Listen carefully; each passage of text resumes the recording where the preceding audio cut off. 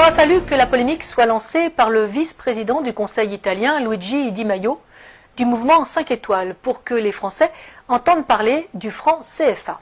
L'affaire est née le 20 janvier, quand Luigi Di Maio a déclaré à propos des migrants, je cite, « À partir d'aujourd'hui, ceux qui veulent débarquer en Italie, on va les emmener à Marseille. Je vais demander des sanctions contre les pays qui colonisent l'Afrique. La France imprime le franc dans les colonies pour financer une partie de sa dette. Pour laisser les Africains en Afrique, il suffirait que les Français restent chez eux. » Fin de citation. Le franc CFA, c'est le franc de la communauté financière africaine qui est le nom de deux monnaies communes héritées de la décolonisation. Le franc de la communauté financière en Afrique pour le Bénin, le Burkina Faso, la Côte d'Ivoire, la Guinée-Bissau, le Mali, le Niger, le Sénégal et le Togo. Et le franc de la coopération financière en Afrique centrale pour le Cameroun, le Congo, le Gabon, la Guinée équatoriale, la République centrafricaine et le Tchad. 14 pays en tout, pas tous francophones et ni anciennes colonies françaises, parfois protectorats allemands, espagnols ou portugais. Créé par De Gaulle le 25 décembre 1945 avec Soustelle et Pleven, le franc CFA est un outil de réaffirmation de l'autorité de la métropole sur des zones qui ont échappé à son contrôle lors de la Seconde Guerre mondiale. Ce qui pouvait se comprendre au lendemain de la guerre prend une autre tournure au moment de la décolonisation.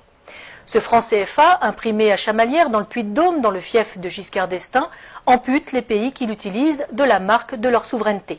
On gardera à l'esprit le parallèle avec l'euro.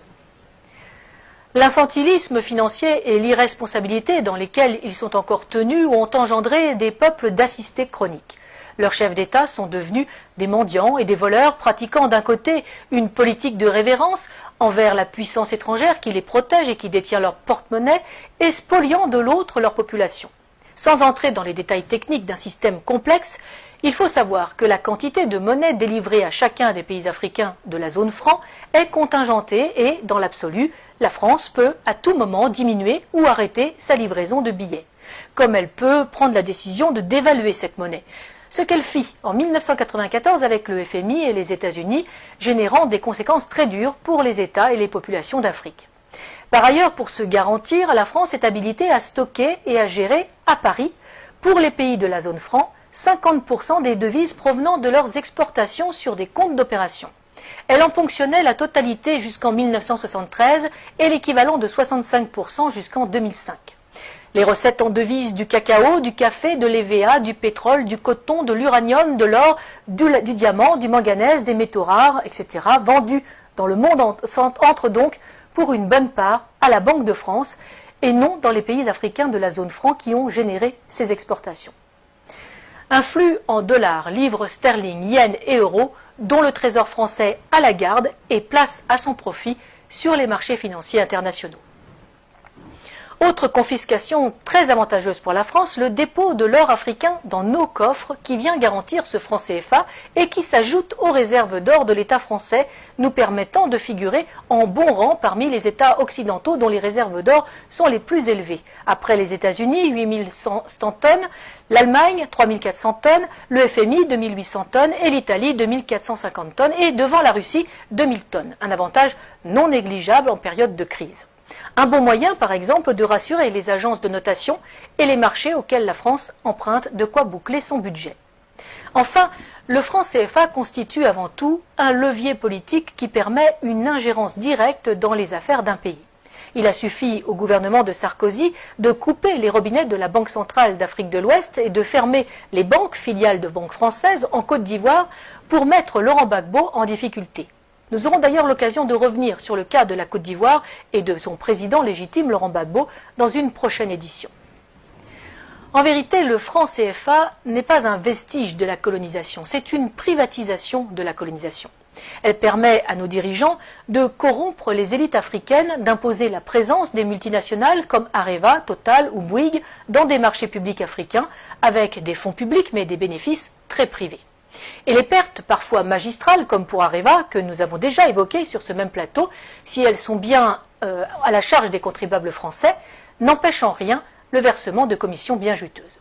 Ce sont les mêmes multinationales qui font venir la main-d'œuvre africaine en Europe, un sous-prolétariat déraciné de pays corrompus et ruinés, une masse d'esclaves qui a l'énorme avantage de faire baisser les salaires des Européens et de mettre à mal tous les systèmes sociaux de protection, maladie, retraite, famille et les services publics. En multipliant les bénéficiaires sans apporter de nouveaux contributeurs, l'équilibre est rompu, les systèmes de protection et les services publics ne fonctionnent plus.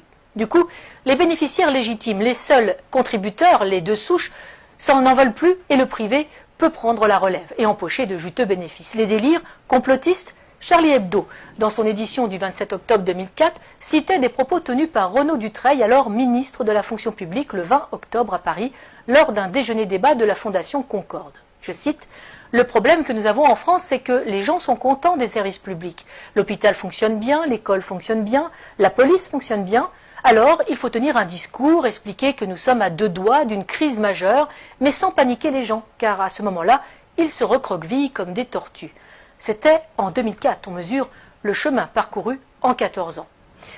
Pour que l'Europe demeure aux Européens, il faut rendre l'Afrique aux Africains, ce qui permettra de rendre les Africains à l'Afrique. Le patriotisme social et économique que le Parti de la France veut installer dans notre pays est aussi la solution pour un développement indépendant des pays africains.